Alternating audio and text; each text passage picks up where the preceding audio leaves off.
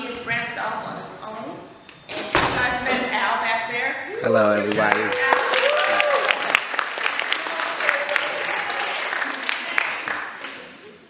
Brian is going to be speaking to you guys about the world is your stage, okay? It's targeted for leadership, motivation, in which all you guys are leaders. You guys have a very big role here at Centennial. I think this unity form, every school needs to have it. I've been saying it for years. It's really, really important. It's like breakout sessions where you guys get to know one another, okay? It's all about networking. You guys are going to have to know some people in order to get to other places. It's not about what you know all the time. It's about who you know as well, okay? So, with that note, I'm going to go on and pass it to Mr. Barton.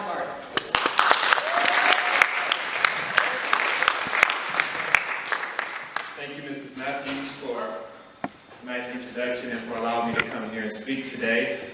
I would first like to just say for you all to just give yourselves a round of applause for all of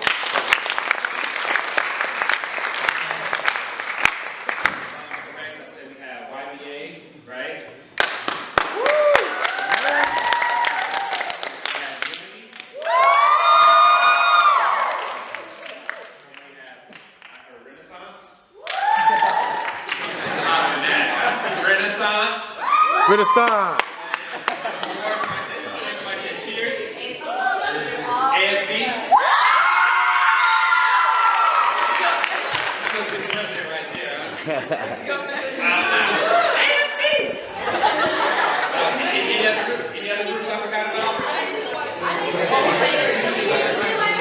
YBA, one more time. Let's say YBA.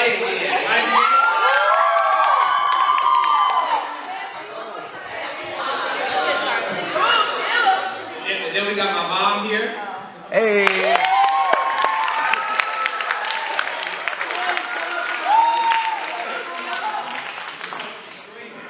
Woo! Hey. We got one of my best friends out at the back. Hey, guys.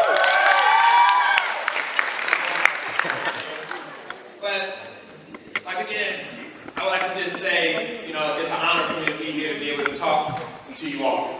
Excuse me. To be able to talk to you all. I was in this position once. I was ASB.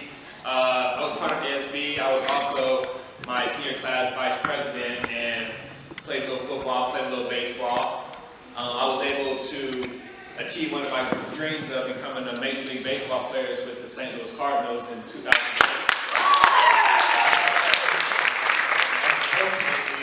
I'm not in the World Series with them now, but you know, that's another story. I went to the University of Miami, which is why he had you all chucking your knees up. I played baseball there, and it was a great experience for me. And it was something that I would cherish for the rest of my life. And I truly encourage each and every one of you to, if you choose to go to college, to really enjoy that college experience, because it's one of those experiences that you would never get back. But in the meantime, I want to get into my speech. I know you see the shirt, say the word is your stage, and then you have the word is your stage on the board. But before I even get into it, I want to ask, by a show of hands, how many of you in here are afraid of heights? And do you all know why you're afraid of heights? Anybody? The young lady right here, she said that she's afraid of heights because she don't want to fall. Now, if I take out that one parameter, then I ask the question, if there is no risk of falling, would the fear of height be relevant? Yes. No. See, a lot of people say no, because we deal with this thing called gravity, and without gravity, there is no fall, right? So, there was a point in my life in which I feared heights. And, I didn't just fear heights because it was, something that, it wasn't really the dying aspect of it, but I just feared heights because I feared being on ledges. It was something that, it made me shiver. So I decided that I was going to get over this fear of heights, and one day I ended up going to the LA County Fair. And I encountered this 13-story high bungee station. And so I was with my girlfriend and I told her, I said, you know what, I'm about to go bungee jump. And so I was like, yeah, you want to come with me? She's like, yeah, sure, if you want to go, I'll go. And so I walk up to the little bungee station, I get up there, I stand by and I look at it and I was like, you know what, we're just going to go back on the other side of the fair. And you know, we'll get on another ride, maybe the Ferris wheel or whatnot. But then I kind of, you know, so I'm thinking to myself, like, you know what, I'm going to go bungee jumping. I'm going to go conquer that fear. And so this time I asked my girlfriend, I said, you down? And she was like, I don't know, because I think the first time she was calling my bluff, but this time, you know, I went back to that bungee station like a big lion. And you know, I felt like one of those big lions in the jungle, my mane all flowing, my nice little growl. And I went up to the booth to paid my $45. Then all of a sudden, they strapped my ankles together to a bungee cord, and up the elevator I went. Now, you can imagine, right, how vulnerable I felt because, I mean, just imagine your ankles being strapped, you're on this little bitty elevator, and now you're about to get ready and jump. So, all of a sudden, right, we get to the top, and then, you know, they told me to get out. They lead me to the platform, still ankle strapped, I'm just hopping over there like this. And they say, you know what, grab on the handlebars and lean over.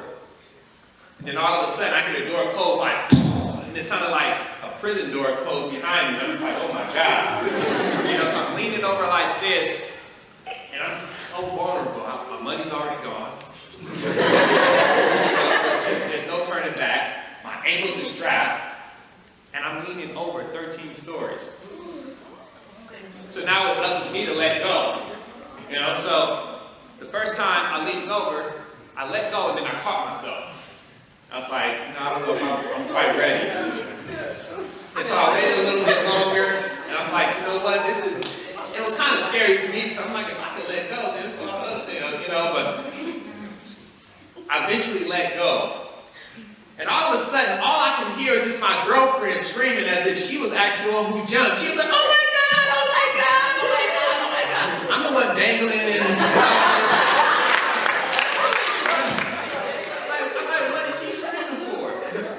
So, you know, after that moment has passed, you know, I had this rush. And I felt like, you know what? I'm going to take this one step further. So this time I said, you know what? I'm going to skydive. And so I went skydiving. And I actually went right around the corner in Lake Elsinore. And so here I am once again. Big tough guy, you know. Yeah, I'm about to go get my skydiving on. Yeah. A lot of you guys are not realizing that normally the last person on the plane ends up being the first person off. So I get on the plane, and next thing you know, I'm sitting right by the door, and we're going up, and I'm like, oh my God, like, I'm literally going to have to be the first one off, my first time skydiving. And so we're 12,000 feet in the air, and all of a sudden you hear the door open, and I look down, and all I see is 12,000 feet of air. And I'm holding on for dear life, and I'm like, any little bit of turbulence, I could fall out of this plane because I'm not strapped on to anybody yet. So I'm nervous as heck. I'm like, wow, what am I doing? But you know what? Like, I felt like this was something that I had to do to overcome this fear. So it ended up being my time to jump, and all of a sudden, you know, my tandem partner, he grabbed me, he was just like manhandling me, strapped me in, and I'm looking like I have no control, so I'm like, you know, and then it was time for us to get up. So we get up and we kind of have to like waddle to the door. And here we are at the ledge. And that was like one of my biggest fears because, like I said, not only did I fear height, I feared being on ledges because all I could ever think is like, what happens if a gust of wind blows and I fall off? So now I'm on the ledge of an airplane looking down 12,000 feet.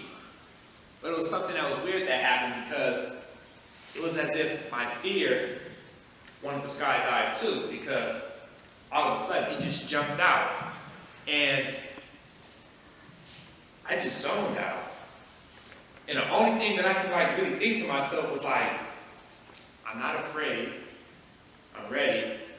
And when I looked around, like all I could say is, wow. And then it was time to jump. And so he told me to count to 3. 1, 2, 3. And then we jumped. Now here I was flying in the air like an eagle. And actually, I threw my U too. So you see my pictures, you're supposed to be like, but here I am flying in the air like an eagle, as if I was made for the winds.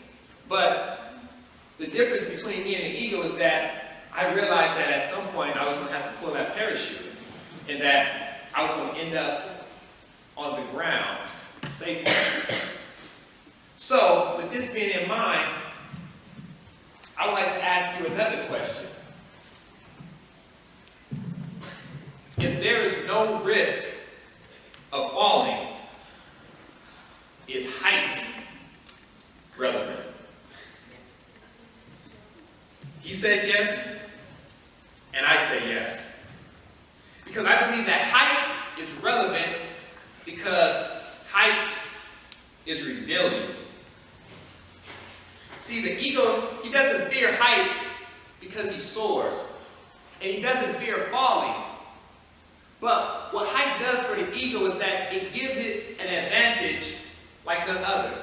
If we know that the eagle has a keen sense of vision, which allows for it to have an advantage when hunting prey. I mean, he's literally made to soar at high altitudes.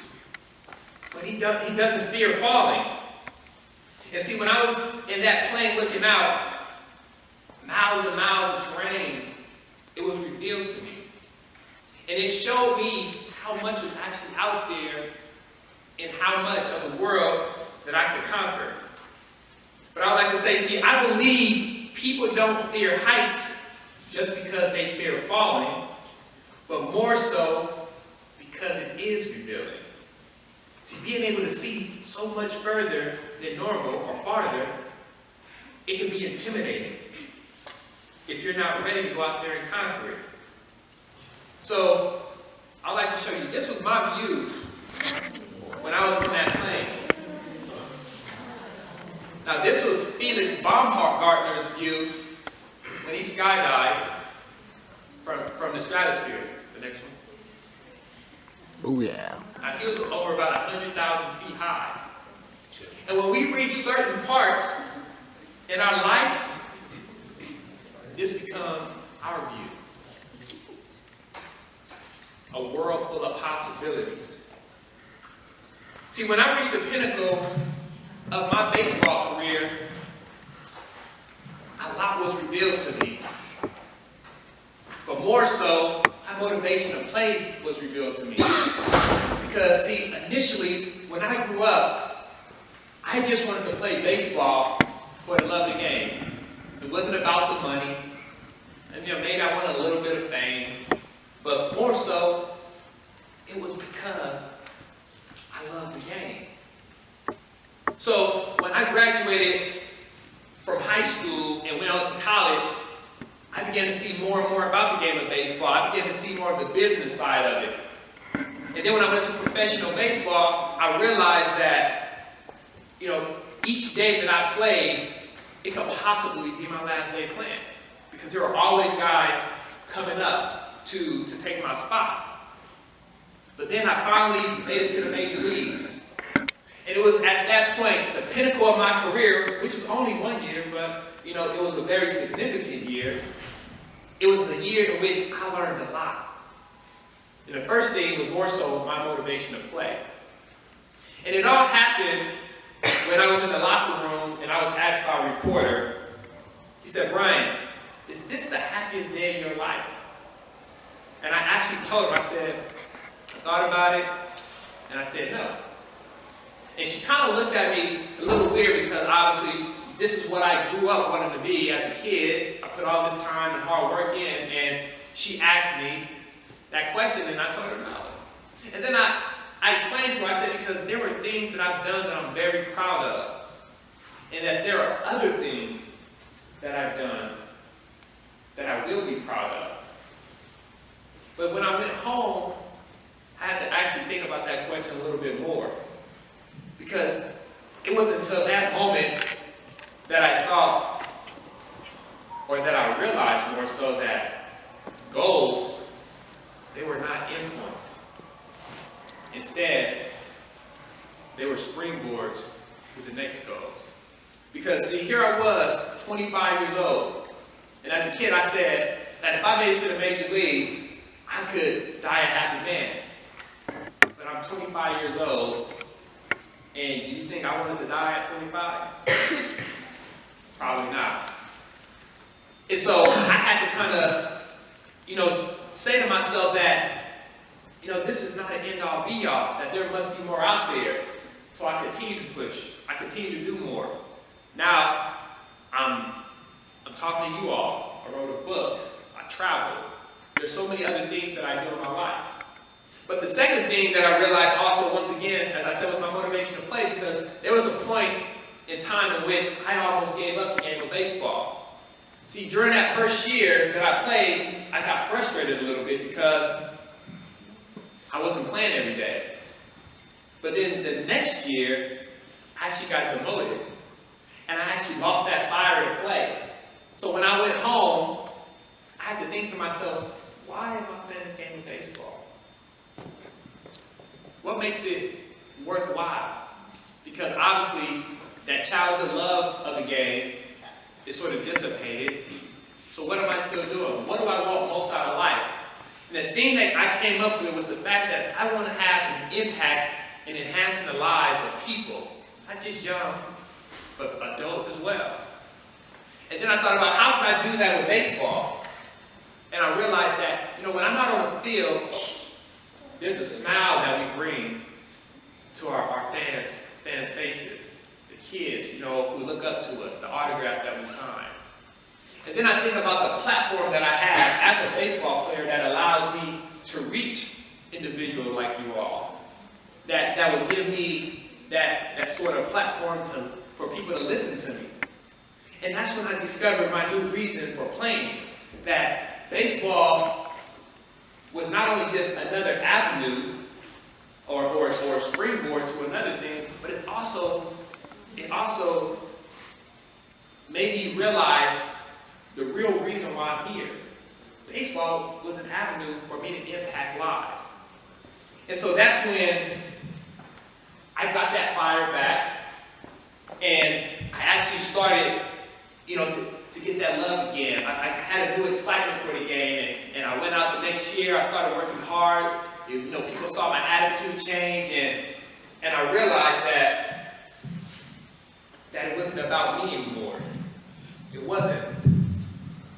So I wanted to say that being at high points in your life, it can show you a lot about yourself, because the same way that you can discover your strengths from your failures is the same way that you can discover your weaknesses from your successes. Because being at high points give you a vantage point that it's not possible at ground level.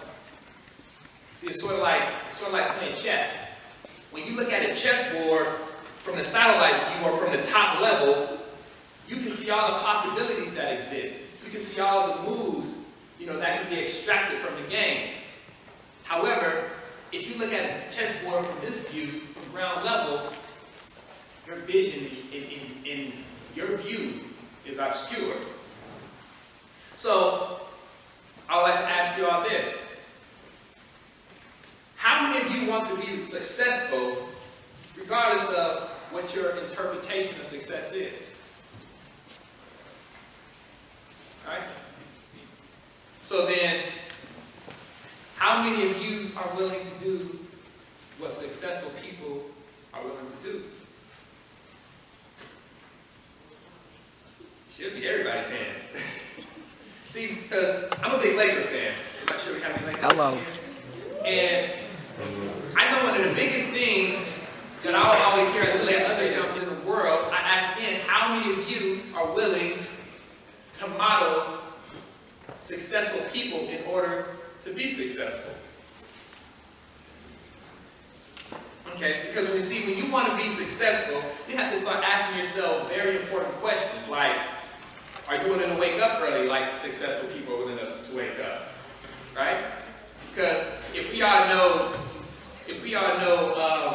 Floyd Mayweather, he actually wakes up at 2 o'clock in the morning to work out. Because he does this because he says that it gives him an advantage over his opponent. It makes him enjoy knowing that he is actually getting it in while he knows his opponent is sleeping. So, then I asked another question, are you willing to be different like successful people are? And we all know the guy named Steve Jobs, right? Sort of eccentric in his own way. But look at the company that he helped to build, Apple. Quite sure a lot of you guys got iPads, cell phones, Macs. That came from being different.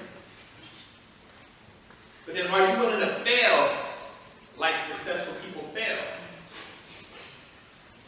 Because see, with failure, it's not necessarily the fact that they're failing, but the fact that they can look failure in the eyes and not let failure discourage them is what allowed them to be successful. But even more so, are you willing to let go of things that hinder you in your successes? People, things, situations, activities. Because see, oftentimes I like to bring up the analogy of the hard hat. And the significance of the hard hat is that it represents two things. It represents a construction team, and it represents the demolition team. But the thing with the hard hat is that it can be deceiving because, see, there are people in our camp. There are things that we do, there are situations that we're in that claim to have our best interest in mind. They pose as builders. They wear that same hat. But in actuality, their sheer intent is to bring us down. It's to destroy us. And see, I had a talk with my good friend Al yesterday about this situation, and he said another thing about the demolition team is that it is easy to break things down, but it takes skill to build things up. Because see, to break things down, all you need is a wrecking ball. But to build things, you need innovators, you need architects, you need pencils, pens, rulers, hammers, nails, right? Maybe a crane, maybe a little bit of funding. Nothing wrong with having a little bit of funding. But it takes a solid team to build things. So, the most important question that I ask you all in terms of being successful is the sheer fact of, are you willing? Because see, if you're not willing, then you can't succeed. So, I want to say to you that I believe really the real reason that height is relevant is because of the fall. See, the fall is what separates those who succeed from those who do not succeed. See, those who succeed are willing to risk the plunge, while those who do not succeed will rather stay on safe ground. But see, you all must be willing to take that deadly plunge, metaphorically speaking, and in order to deaden your fears and to birth those successes. Because the fall builds character, but the ensuing climb makes champions. So I want to say that again. The fall builds character, but the ensuing climb makes champions.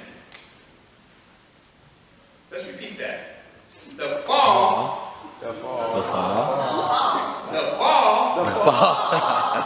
builds character. But the ensuing climb makes champions. Makes champions. Amen.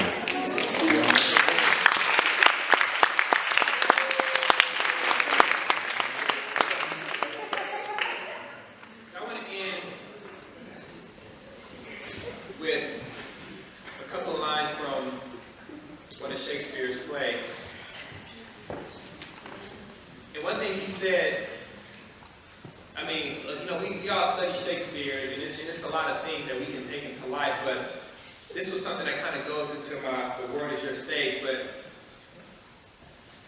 he wrote that all the world's a stage.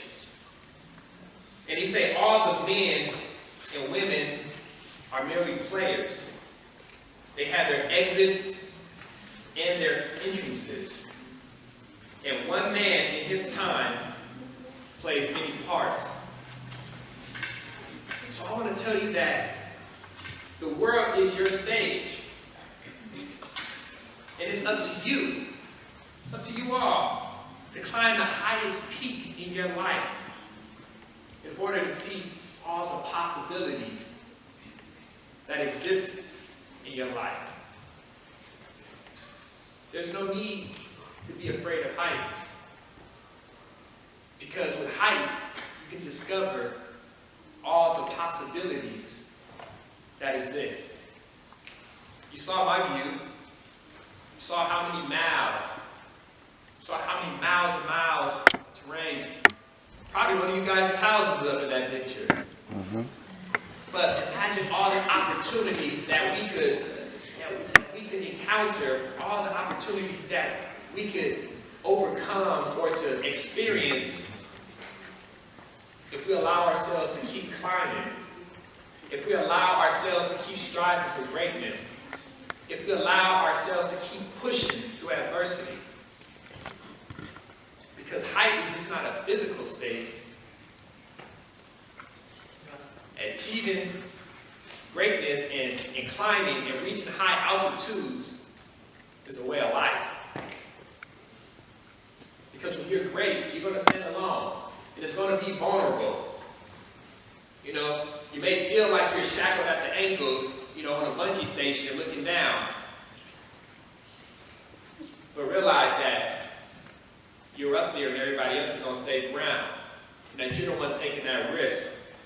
But when you jump off that bungee cord or that bungee station, realize the experience that you had from that. You can say, I lived through that, I went through that, I've done that. While those people who are watching can say, that was awesome watching you do that. Or, better yet, they can scream for you, oh my God, like my girlfriend did. So once again, I just like to say the world is your stage. And you all control the outcome. Thank you so much.